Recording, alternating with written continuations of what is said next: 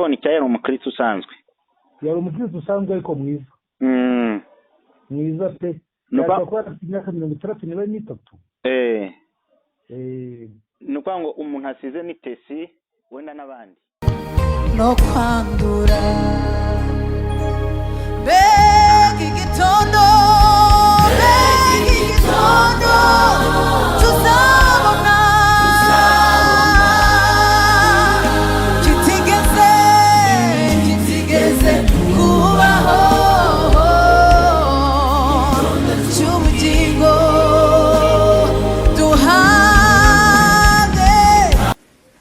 Mbasuhuze kandi mbifurize amahoro y'Imana ishya n'ihirwe mu buzima aho muri hirya no hino mu gihugu cy'u Rwanda bari mu majyepfo amajyaruguru iburasirazuba n'iburengerazuba amahoro y'Imana abane namwe by'umwihariko abari mu mujyi rwagati wa Kigali.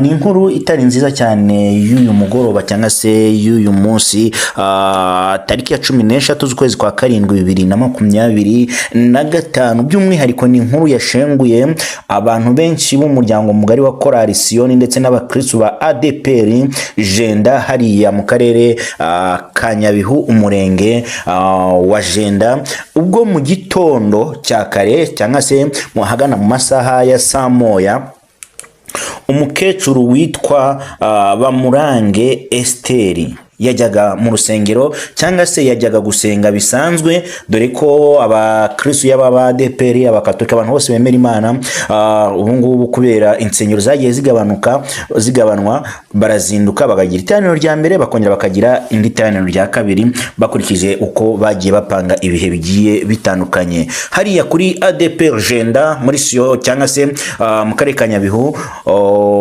batangira amateraniro rya mbere cyangwa se iteraniro rya mbere ritangira saa moya. Byagenze gute rero? Mbere ya byose ni inkuru nanjye ubwanye ndi kuvuga mbabaye mfite agahinda ku mutima mfite intimba ku mutima. Uyu mukecuru witabye Imana cyangwa se uyu mubyeyi witabye Imana bamwita Bamurange Esteri wavutse 1953. Uyu mukecuru rero tibyagenze gute kugira ngo yitabe Imana ubwo yajyaga mu materaniro ivatiri yavaga imusanze turamenya neza icyerekeza ariko amakuru agera kuri Iris Rwanda TV ndetse na irisrwanda.com aravuga ko yavaga musanze ivatiri yambaye plaque y'inkongomani yerekeza i Rubavu ubwo byumvikana ko wenda yerekezaga muri Kongo byumvikana ko abantu bazi mu karere ka Nyabihu ugeze mu Ijenda uzamuka utaragira ahantu bita ku Matiyo hari ahantu haba urusengero rw'abaneo apostolic noneho ngo voiture yamugonze imaze kumugonga itumuhanda iragenda yinjira mu nzu icyo ntari nibaza ni umuvuduko yaba yari ifite kugira ngo igongo umuntu izamuka cyangwa se kuko hari harameze nk'ahantu hazamuka ihite yinjira mu nzu. Na makuru wenda turaza kumenya akurikiyeho mu masaha ari imbere cyangwa se mu bihe biri imbere dore ko kugeza ubu ngubu nta makuru yimitse twamenya kuyicyateye iyi mpanuka uko byaje kugenda.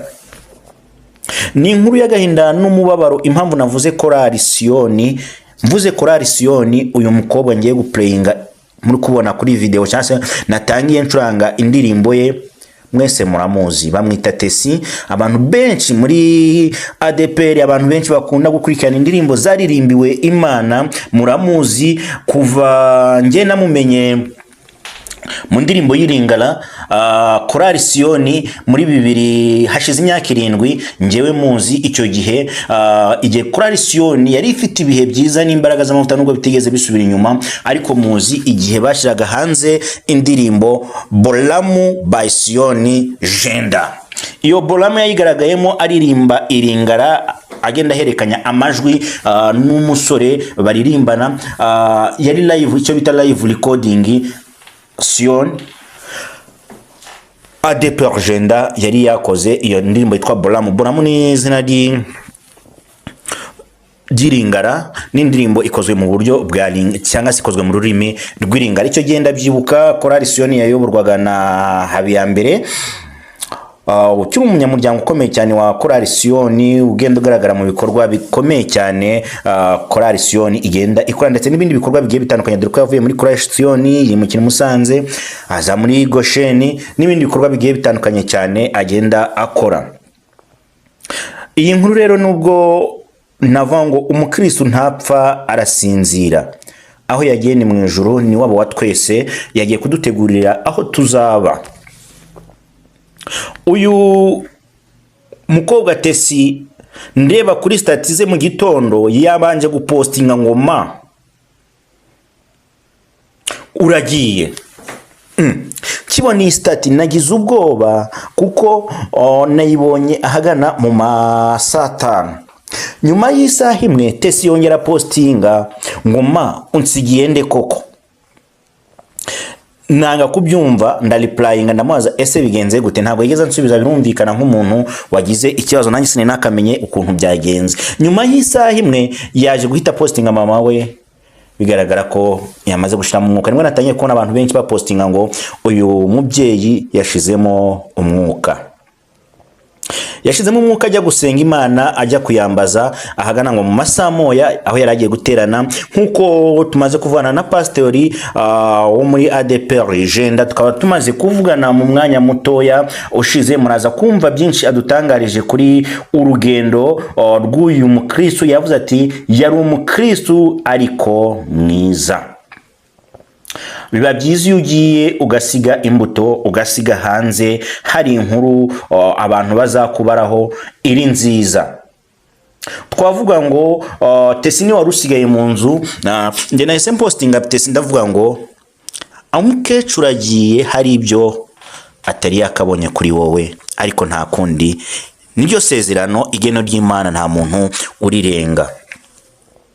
Umuryango mugari wa ADPR wose, abantu nagiye mbona bapostinga umukobwa witwa Tesi bamwihanganisha, nanjye navuga ngo Tesi pole sana, Imana ikube hafi kandi igukomeze muri ibi bihe bikomeye. Umuryango mugari by'umwihariko wa Iris Rwanda, mwumve ngo turi kumwe namwe muri ibi bihe by'akababaro. Andi makuru ajyanye no kweherekeza uyu mubyeyi cyangwa se uyu nyakwigendera Bamurange Esther, turaza kugenda tuyakurikirana, turaza kuyabagezaho. Gusa ikiriho nuko yaguye muri karere ka Nyabihu, yagonzwe n'imodoka ya plaque yavaga Musanze mu cyerekezo cya Musanze yerekeza i Rubavu cyangwa se muri Kongo, agongwa na plaque y'inkongomani cyangwa se vatiri y'inkongomani. Ubwo bamufataga bamujyanye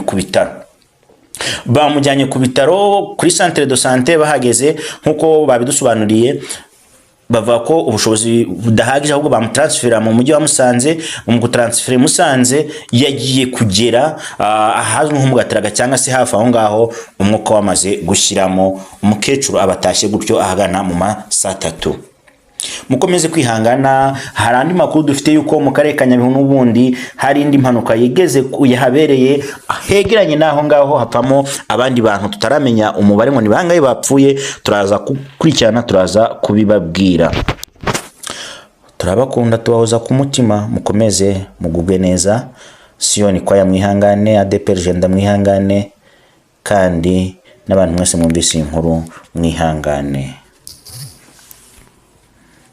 Pastor mwiriwe neza? Muraho murakomeye? Yego turamahoro, Yesu ashimwe. Yesu ahimbazwe. Nitwa Gugu, ndi umunyamakuru kuri Iris Rwanda. Nitwa Gugu. Twamenye ko mwagize impanuka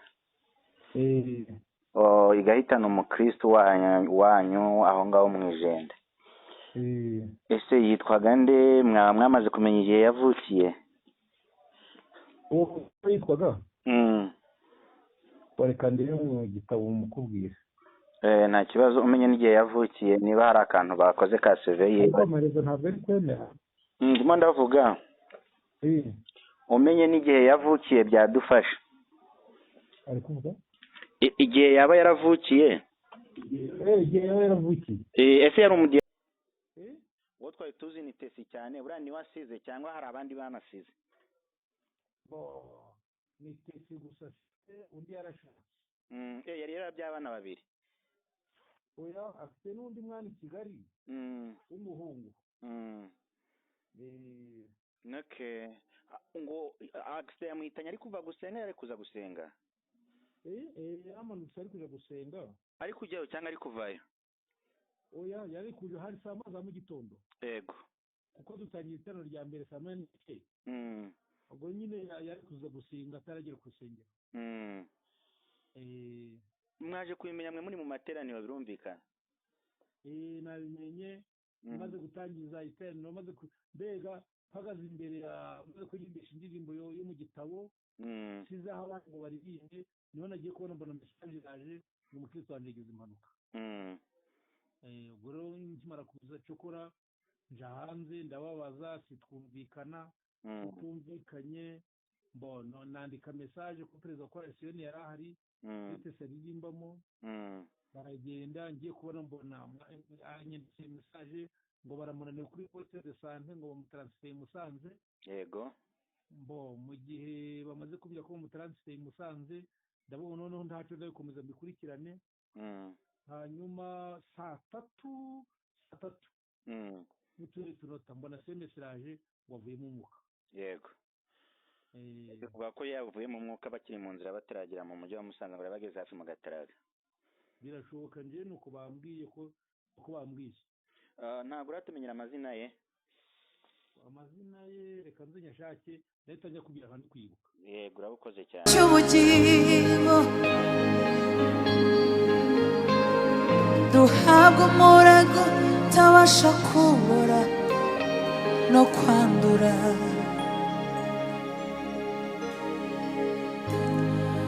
Mbega igitondo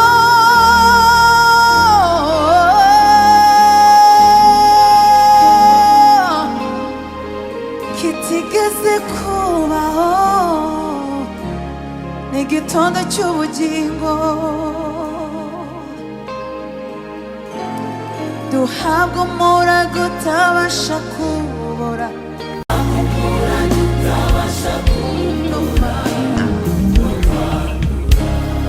Mbega igitondo tuzabona, mbega igitondo cy'umugisha tuzabona abakwizeye Kristo kitigeze kubaho, igitondo cy'ubugingo duhabwe tabasha kubura no kwandura.